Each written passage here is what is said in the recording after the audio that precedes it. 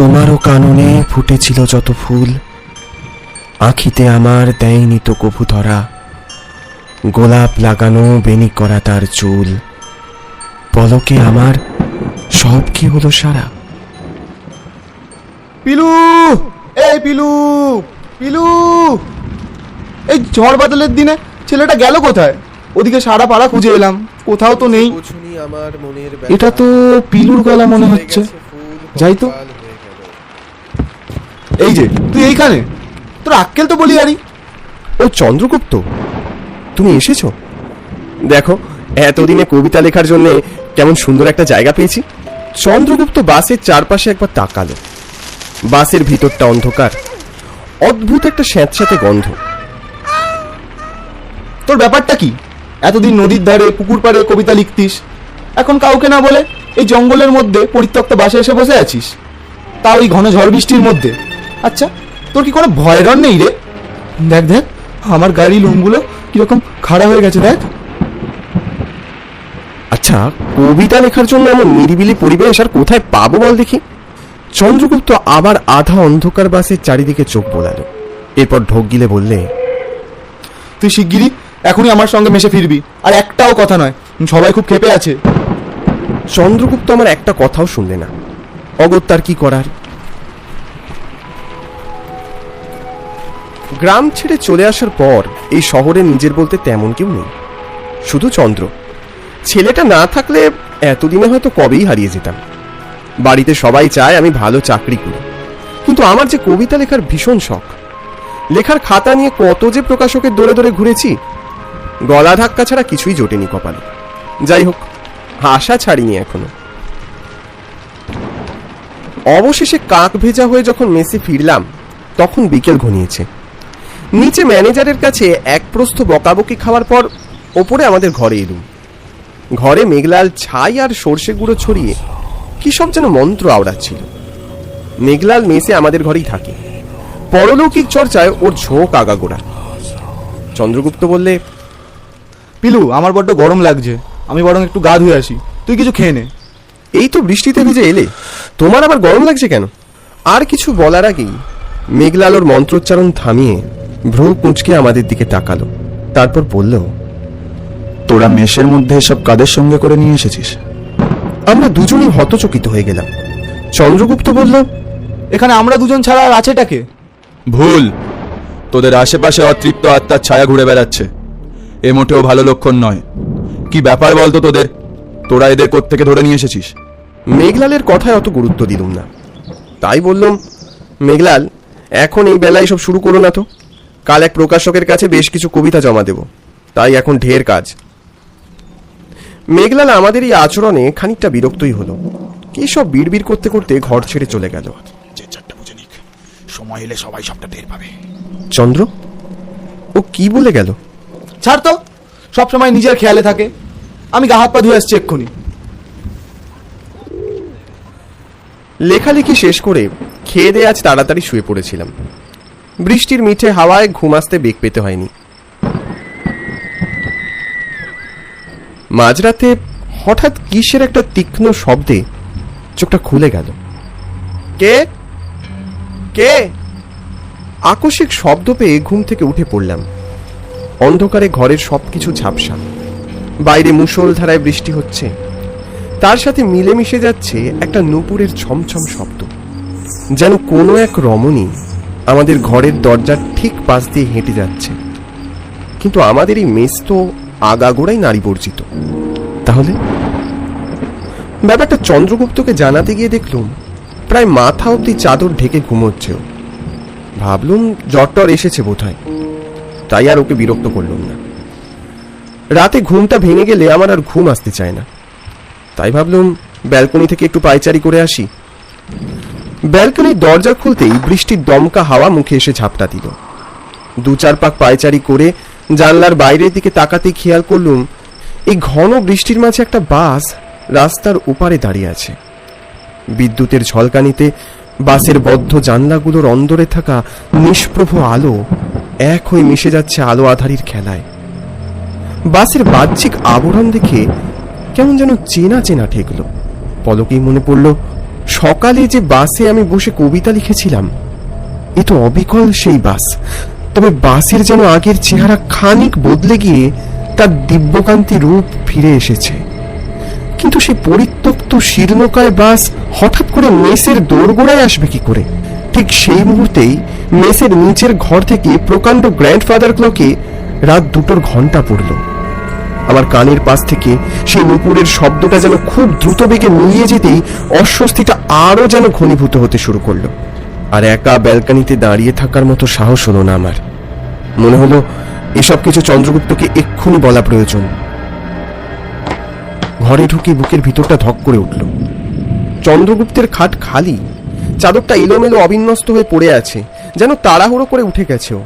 চারপাশে চোখ বোলালুম, কোথাও দেখতে পেলুম না ওকে। ঠিক সেই সময় বাথরুমের ভিতর থেকে জল পড়ার একটানা শব্দ ভেসে এলো। বাথরুমের দিকে এগোতেই দরজার নিচে সরু ফাঁক দিয়ে ফ্যাকাশে হলদেটে একটা আলো বেরিয়ে আসতে দেখলুম। অথচ এই মেসের বাথরুমে তো এমন আলো কখনো জ্বলে না। সাদা একটা বাল্ব আছে বটে। আমি দরজার সামনে দাঁড়িয়ে বললুম, এত রাতে আবার স্নান করছিস নাকি? ঠান্ডা লেগে যাবে তো। ভিতর থেকে কোনো উত্তর এলো না, শুধু জল পড়ার শব্দ। চন্দ্রগুপ্ত, চন্দ্রগুপ্ত! ঠিক তখনই কলঘরের দরজাটা থরথর করে কাঁপতে শুরু করলো, আর তার সঙ্গে কর্কশ সুরে একটা মেয়েলি কণ্ঠে আমারই লেখা কবিতার লাইনগুলো ভেসে এলো। আমার কারণে ফুটেছিল যত ফুল, আখিতে তোমার দেয়নি তো কবু ধরা। গোলাপ লাগানো বেরি করা মোর চুল, পলকে তোমার সব কি হলো সারা। গলার স্বর থেমে গেল, নিস্তব্ধতা নেমে এলো চারিদিকে। আমার গলা শুকিয়ে কাঠ হয়ে গেল। ভিতর থেকে মেয়েলি গলার বিকৃত হাসির শব্দ আমাকে চমকে দিল।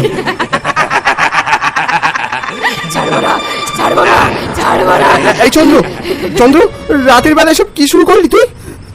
এবারও কোনো উত্তর এলো না। বদলে কলঘরের দরজার নিচ থেকে বেরিয়ে আসতে লাগলো কালো কালো পাক ভর্তি জল। কোনো এক অনাহুত আতঙ্কের আঁচ পেয়ে কলঘরের দরজাটা শক্ত করে চেপে ধরলাম আমি। কলঘরের ভিতর থেকে প্রবল শক্তি বলে কে যেন বেরিয়ে আসার চেষ্টা করছে। এক সময় আমি নিয়ন্ত্রণ হারালাম, বিকট শব্দ করে দরজাটা খুলে গেল। ধীরে ধীরে কলঘর থেকে বেরিয়ে এলো চন্দ্রগুপ্ত। না, ওকে আর চন্দ্রগুপ্ত বলে মনে হচ্ছিল না। ভেজা এলোমেলো চুলগুলো অস্বাভাবিকভাবে কাঁধ ছাপিয়ে নেমে এসেছে। চোখের চারপাশে ঘন কাজলের দাগ জলের সঙ্গে গলে গিয়ে গাল বেয়ে গড়িয়ে আসছে। নাকে নথ, দু হাতে চুড়ি, ওর দুই ঠোঁট জোড়ায় যেন কালো আলকাতরা মেখেছে। ঠোঁটের পাশ দিয়ে ধারালো চোষক দাঁত ঝকঝক করছে, হাতে কালো বড় বড় নখ। হাঁপাতে হাঁপাতে ও বলল, কোথায় কোথায় গেল? এই চন্দ্রগুপ্ত, চন্দ্রগুপ্ত, আমাকে চিনতে পারছিস না? আমি আমি আমি পিঁদুরে। আর তুই তুই তুই কাকে করছিস? ও হঠাৎ থেমে গেল, তারপর ধীরে ধীরে ঘাড় ঘুরিয়ে আমার দিকে তাকালো। ঠোঁটের কোণে পৈশাচিক হাসি। কাকে করছিস জানিস না? মহেন্দ্র সর্দার। কই সে, কই?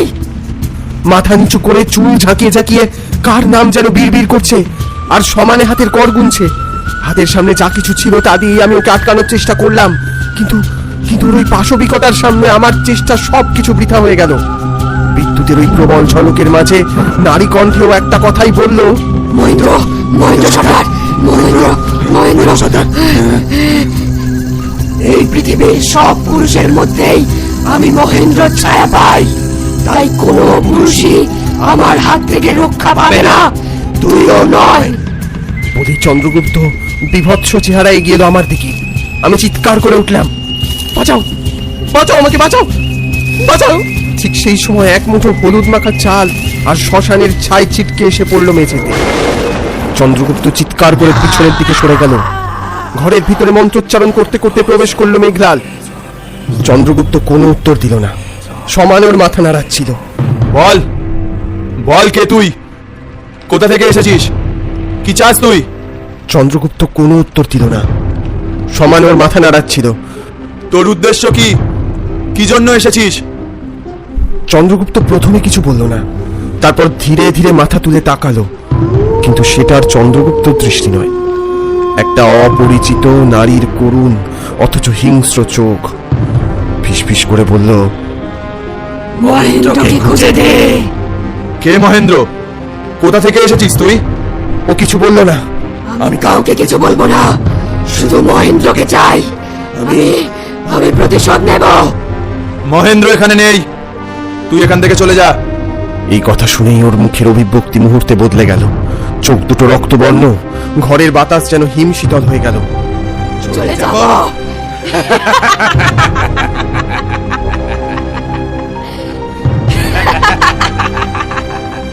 ও এক পা দুপা করে সামনে এগিয়ে এলো। মহেন্দ্র নেই, তোরা তো আছিস, আমি তোদের কাউকে ছাড়বো না। এই কথা বলার সাথে সাথেই ঘরের আলো দপদপ করে কাঁপতে শুরু করলো। ঘরের জানলাগুলো বেসামাল গতিতে দুলতে শুরু করলো। এখনই শান্ত হ, নয়তো তোর কপালে অনেক দুঃখ আছে। বলেই মেঘলাল ছুরি থেকে কি একটা ধাতব পাত্রের মতো বের করলো। তারপর খুব জোরে মন্ত্রোচ্চারণ করতে করতে ছুড়ে দিল ওর গায়ে। গায়ে পড়া মাত্রই চন্দ্রগুপ্ত মুহূর্তে কুকুরে ছোট হয়ে ছটফট করতে শুরু করলো। বলছি, আমি বন্দি লেখা, এখন ওই বাসটায় থাকি। আমি ওই বাসে করে যাচ্ছিলাম মহেন্দ্রর সঙ্গে দেখা করতে। ওকে ওকে আমি ভালোবাসতাম, কিন্তু ও আমাকে ঠকিয়ে একটা অন্য মেয়ের সঙ্গে পালিয়ে গেল। ওকে আমি ছাড়বো না, কিছুতেই না। আমি দেখলাম মেঘলাল দ্রুত নিজের ঝোলা থেকে একটা শিশি আর শ্মশানের ছাই মিশিয়ে শিশিটার গায়ে মন্ত্র পড়তে পড়তে বৃত্ত আঁকতে শুরু করলো। চন্দ্রগুপ্ত শরীরটা কেঁপে উঠলো। ওর গলা দিয়ে গোঙানির মতো শব্দ বেরোতে লাগলো। না না না, আমাকে আটকে রাখতে পারবি না, পারবি না। পর মুহূর্তেই চন্দ্রগুপ্তের বুকের মাঝখান থেকে কালচে ছায়ার মতো কিছু একটা বেরিয়ে এসে শিশির ভিতরে প্রবেশ করতেই মেঘলাল শিশির ঢাকনা বন্ধ করে দিল। সঙ্গে সঙ্গে চন্দ্রগুপ্ত এলিয়ে পড়ল মেঝেতে।